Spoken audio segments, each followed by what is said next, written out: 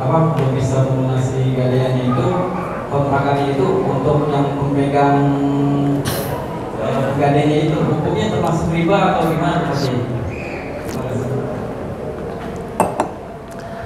Dalam Kitabur Rahan, hukum-hukum pergadaian di Fathul Muin ini, enggak tahu umur kita nyampe apa kagak tuh sampai hukum pergadaian ini, karena sholat aja belum, kita masih ngurusin najis saja, najis.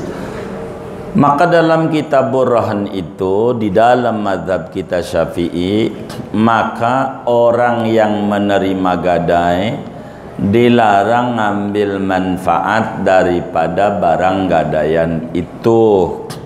Tidak boleh dia, karena barang yang digadaikan itu adalah barang yang tidak bisa dimanfaatin oleh si rohin dan tidak bisa dimanfaatin oleh murtahin. Oleh karena itu haram hukumnya bila kemudian hasil daripada gadaian kontrakan itu diambil oleh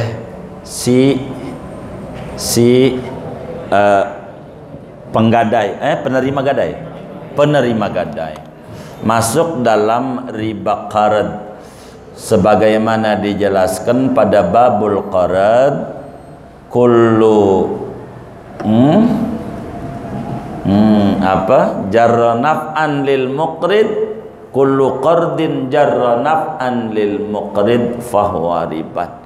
Setiap pinjaman yang menarik keuntungan bagi tuan yang meminjamkan maka masuk kategori riba. Maka di dalam mazhab kita tak boleh bila si penerima gadai mengambil manfaat daripada barang yang digadaikan. Karena hukum daripada gadai itu memang kita pegadaian kita ini belum 100% Islami. Cara gadai itu begini dalam Islam. Umpama ya, anggap aja ini motor gitu ya. Saya gadain motor sama Anda. Berapa motor apa ya? PCX. Kira-kira 15 juta. Biasanya dalam standar gadaian tidak boleh nilai pergadaian itu melebihi harga barang. Enggak boleh. Kalau barang ini nih, motor ini 35 juta PCX begitu, maka kita paling enggak di angka 15 atau 20. Yang penting jangan ngabisin tuh harga gitu. Dalam jangka berapa nih saya pinjem gadaian ini? Kata kita, Pak, saya pinjam duit. Karena orang itu bisa nggak percaya, minjemin duit segede 15 juta itu perlu jaminan biar dia tenang. Maka diadakanlah hukum pergadaian dalam Islam, farihanu maqbudah. Maka bagaimana caranya? Maka dengan saya menggadaikan kepada saudara, maka saya namanya rohin, saudara namanya murtahin, penerima gadai. Maka motor ini PCX ini namanya disebut marhun dalam hukum Islam, barang gadaian. Berapa, kapan bayar 15 juta? Kata saya 3 bulan bang. 3 bulan. 3 bulan dah. Baik. Setelah 3 bulan ditagihlah saya oleh bapak yang nanya, bagaimana ini?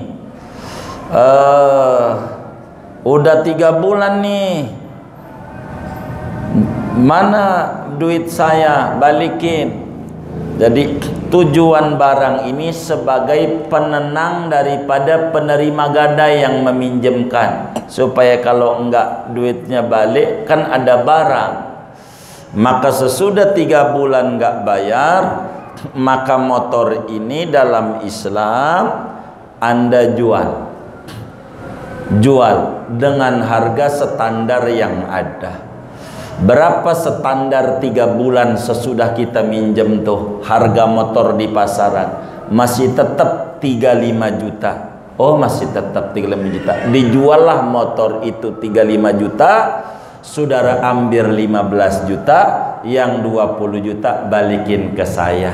Itulah pergadaian dalam Islam yang diatur. Bila keluar dari prinsip-prinsip itu, maka dilarang oleh agama. Kurang lebih demikian. Di kampung kan banyak yang gade-gade sawah tuh, Ustaz. Baik. Berbeda dengan sawah pada bagian ini.